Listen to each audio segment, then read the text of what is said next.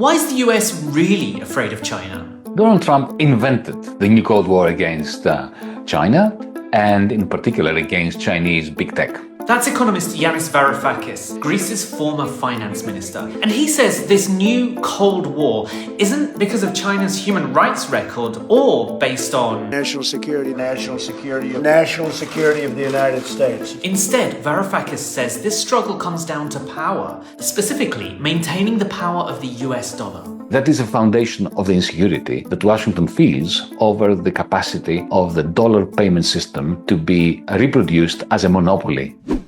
So let's break down what he just said. When two parties in different countries make a transaction, that deal is most likely to be made in US dollars. And that's been the case for decades. So even if an American is nowhere near the sale, that purchase still benefits the US because the transaction reinforces the dollar's value. Many of these dollars received for the transaction are then invested into Wall Street. The money that these capitals get comes back to the United States, funds the American government, and at the same time pushes up stock exchanges, real estate markets. The bankers are laughing all the way to the bank. This cycle actually defies economic logic. That's because for decades, the US has actually imported more foreign goods than it exports, leading to a massive trade deficit. So that, combined with the climbing national debt, should spell trouble. But because international trades are done in US dollars and then reinvested into Wall Street, the US economy manages to thrive. Every empire until the United States lost its hegemony, lost its power when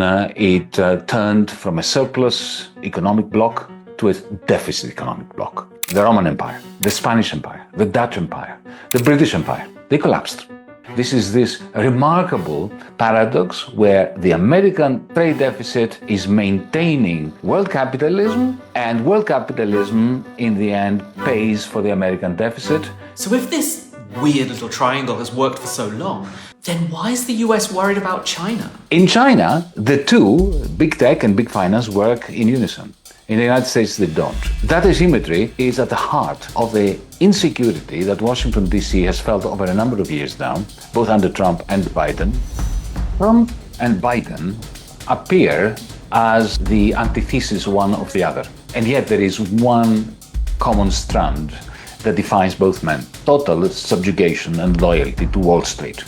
These presidents have listened closely to their Wall Street advisors, who watched nervously as China built and then grew an alternative payment system that doesn't rely on the US dollar. This alternative Chinese system uses advanced digital technology that doesn't require users to link a bank account. It charges very little in-service fees, and for small purchases, it charges nothing at all. And because digital wallets like WeChat Pay and Alipay are so popular, they can cut out banks as middlemen for millions of people. This effectively brings to life Wall Street's worst nightmare. Within China, this system quickly gained popularity, but Varoufakis says international growth was slow at first. That is until 2022. Then comes Putin's invasion of Ukraine. Central Bank of Russia's money was confiscated by the United States and by the European Union. Suddenly, Indonesian, Saudi Arabian, and Pakistani, and Indian, and of course Russian billionaires started worrying that our money is not that safe. And the growing popularity of an alternative payment system? Well, it's part of the reason why the US is panicking, leading to a ramp up of tariffs and sanctions and other penalties on Chinese tech, except for one very obvious exception. As of today, TikTok is back.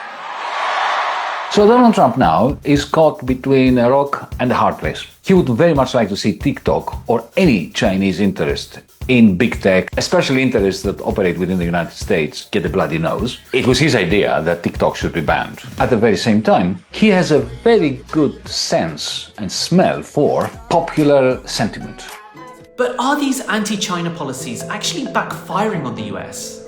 I am not at all sure that President Xi Jinping and the Chinese government want to undermine the United States dollar. Let's not forget that China has at least $4 trillion worth of savings. If you're a Chinese capitalist, it's very unlikely that you want to see the collapse of the dollar world international order. With its sleek digital payment system in place, Varoufakis says China is ready with a backup plan if it needs to step up. And the very existence of Plan B is creating a lot of uncertainty in Washington, D.C., which often translates into warmongering, into the anti-Chinese rhetoric that we keep encountering.